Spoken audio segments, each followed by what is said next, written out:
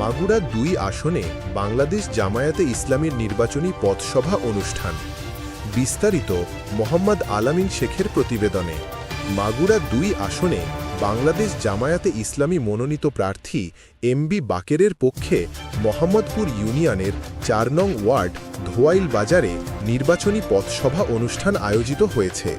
উক্ত অনুষ্ঠানে প্রধান অতিথি হিসেবে উপস্থিত ছিলেন এমবি বাকের। এছাড়াও বাংলাদেশ জামায়াতে ইসলামী ও ছাত্র শিবিরের সকল নেতৃবৃন্দ উপস্থিত ছিলেন।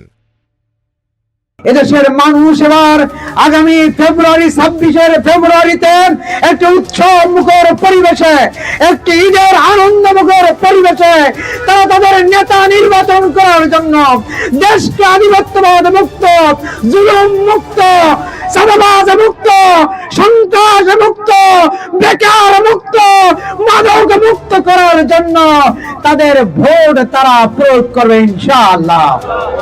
এই জন্য আজকে সাউন্ড উঠেছে টেকনাফ থেকে তেঁতুলিয়া, রূপসা থেকে পাথুরিয়ার প্রতিটি গ্রামে গঞ্জের আবাল বৃদ্ধ নারী পুরুষ শ্রমিক কৃষক আম জনতার একই কণ্ঠ, একই রব, সব দল দেখা শেষ, দাড়ি পাল্লার বাংলাদেশ।